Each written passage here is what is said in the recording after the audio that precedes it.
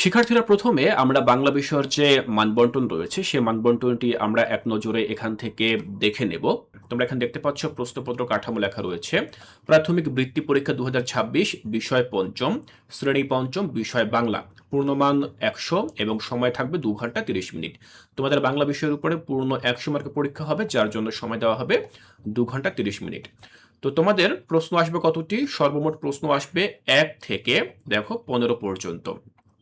এখানে 15টি প্রশ্ন রয়েছে এবং কি কি ধরনের প্রশ্ন রয়েছে সেগুলো এখানে ডিটেলস লেখা রয়েছে এবং প্রতিটি প্রশ্নের মানবন্টন কেমন হবে, মানে কোন প্রশ্নের জন্য কত মার্ক করে বরাদ্দ থাকবে সেটি কিন্তু আবার ডান পাশে এখানে মানবন্টনের কলামে লেখা রয়েছে। আমি তোমাদেরকে বুঝিয়ে দিচ্ছি।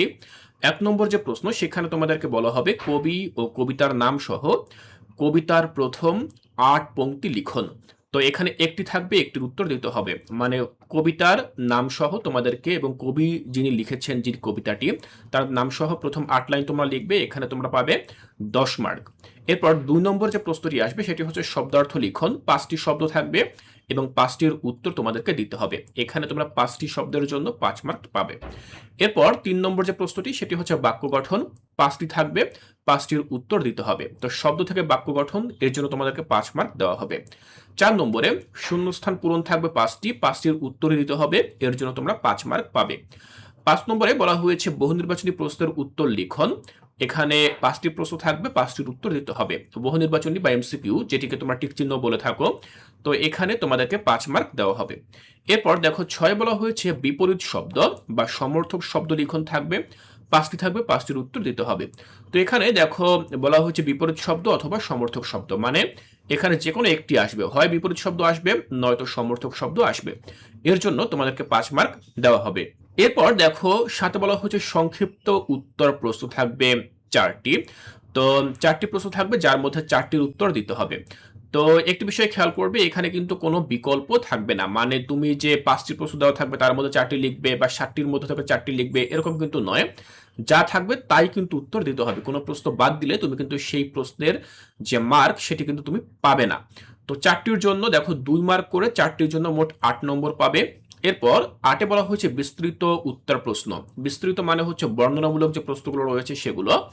তো বর্ণনামূলক বা রচনামূলক, সেখানে 3টি থাকবে, 3টির উত্তর দিতে হবে। তো প্রতিটির মার্ক যদি 5 করে হয় তাহলে 3টির জন্য তোমরা 15 নম্বর পাবে। আর 9 নম্বর বলা হয়েছে কবিতা গদ্য অনুচ্ছেদের মূল ভাব লিখন। এখানে একটি থাকবে, একটির উত্তর দিতে হবে, এর জন্য পাবে 5 মার্ক। তো এখানে তোমাকে 9 নম্বরে যে কোনো একটি কবিতা দেওয়া হতে পারে তোমার মূল বই থেকে, সেই কবিতার যে মূল ভাব সেটা তোমাকে লিখতে হবে, অথবা তোমার মূল বই অথবা মূল বইয়ের বাইরে থেকেও কোনো একটি অনুচ্ছেদ দেওয়া হতে পারে, মানে প্যারাগ্রাফ আকারে বাংলা একটি টেক্সট দেওয়া হবে, সেটি পড়ে তুমি কি বুঝতে পেরেছো তার মূল ভাব তোমাকে লিখতে হবে, যার জন্য তোমাকে এখানে 5 মার্ক দেওয়া হবে। এরপর আমরা যদি একটু নিচে যাই তাহলে বাকি প্রশ্নগুলো আমরা পাবো। 10 নম্বর বলা হয়েছে ভাষারীতি পরিবর্তন, পদ নির্ণয়, ক্রিয়ার কাল। তো এখানে 5টি থাকবে, 5টির উত্তর তোমাকে দিতে হবে, যার জন্য তোমাকে 5 মার্ক দেওয়া হবে। তো একটি বিষয় খেয়াল করো, এখানে কিন্তু 3টি আলাদা আলাদা টপিক বলা হয়েছে, এর মানে 3টি যে আসবে তা কিন্তু নয়। এখান থেকে যে কোনো একটি টপিকের উপরে তোমাকে প্রশ্ন করা হবে। ভাষারীতি পরিবর্তন অথবা পদ নির্ণয় অথবা ক্রিয়ার কাল, যে কোনো একটি বিষয়ের উপরে প্রশ্নে উল্লেখ থাকবে। এরপর 11 নম্বর যে প্রশ্ন সেখানে বলা হয়েছে অনুচ্ছেদ পাঠ্য বই বা সমমানের পড়ে প্রদত্ত নির্দেশনা অনুসারে প্রশ্ন তৈরিকরণ অথবা প্রদত্ত অনুচ্ছেদের বিরাম চিহ্ন প্রয়োগ থাকবে। 5টি থাকবে, 5টির উত্তর দিতে হবে। তো এখানে যে কাজটি সেটি হচ্ছে তোমার মূল বই থেকে যে কোনো একটি টেক্সট দেওয়া হতে পারে অথবা মূল বইয়ের বাইরে থেকেও দেওয়া হতে পারে। তো সেটি পড়ে তোমাকে কি করতে হবে, সেখান থেকে তোমাকে 5টি প্রশ্ন তৈরি করতে হবে। প্রশ্নের উত্তর লিখতে হবে না, শুধু 5টি প্রশ্ন তৈরি করলেই হবে। তো হয় এটি আসবে, নতুবা এখানে বলা হবে প্রদত্ত অনুচ্ছেদে বিরাম চিহ্ন প্রয়োগ, অর্থাৎ যেই অনুচ্ছেদটি দেওয়া থাকবে সেই অনুচ্ছেদে কোথাও কোনো বিরাম চিহ্ন মানে দাড়ি কমা এইসব কিছু দেওয়া থাকবে না, তোমাকে সেটি দিতে হবে। তো এই দুটির মধ্যে থেকে যে কোনো একটি আসবে, এর জন্য তোমাকে 5 মার্ক দেওয়া হবে। এরপর 12 নম্বর বলা হয়েছে যুক্তবর্ণ বিভাজন ও শব্দ গঠন। 5টি থাকবে, 5টির উত্তর দিতে হবে। তো এখানে এই যে প্রশ্নটি এর জন্য তোমাকে দেওয়া হবে 5 মার্ক। 13 নম্বরে বলা হয়েছে এক কথায় প্রকাশ। 5টি থাকবে, 5টির উত্তর দিতে হবে। তো এর জন্য পাবে 5 মার্ক। আর 14 নম্বরে বলা হয়েছে ফর্ম পূরণ বা আবেদনপত্র লিখন, এখানে একটি থাকবে, একটির উত্তর দিতে হবে, এখানেও 5 মার্ক থাকবে। দেখো ফর্ম পূরণ অথবা আবেদনপত্র দুটির মধ্য থেকে যে কোনো একটি আসবে, দুটি আসবে না কিন্তু, যে কোনো একটি আসবে।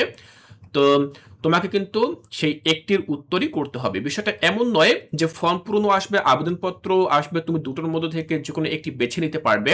অবশ্যই মনে রাখবে এখানে যা প্রশ্ন রয়েছে সবগুলো কিন্তু একটি একটি করেই আসবে, মানে সেখানে কোনো প্রকার অথবা থাকবে না।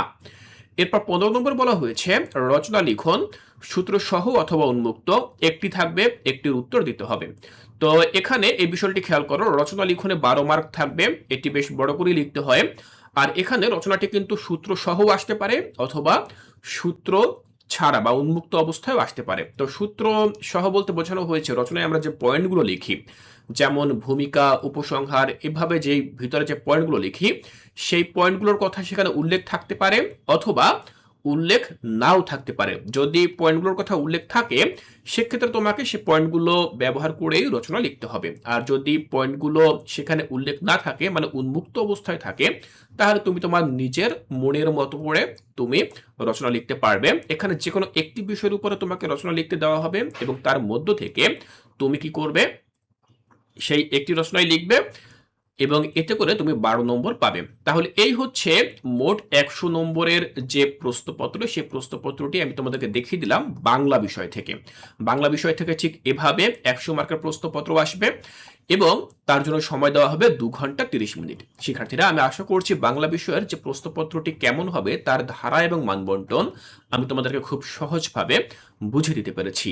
শিক্ষার্থীরা, এর পরবর্তী ক্লাসগুলোতে আমি তোমাদের আরও অধিকতর অনুধাবনের জন্য এই বাংলা বিষয়ের যে মানবন্টন রয়েছে সে মানবন্টনের উপর ভিত্তি করে পূর্ণাঙ্গ প্রশ্নপত্র বা নমুনা প্রশ্নপত্র বা মডেল টেস্ট, সেগুলো আমি তোমাদের সাথে আলোচনা করব এবং একই সাথে কিভাবে উত্তর লিখবে সেই উত্তরগুলো কিন্তু আমি তোমাদেরকে উত্তর সহ বুঝিয়ে দেব।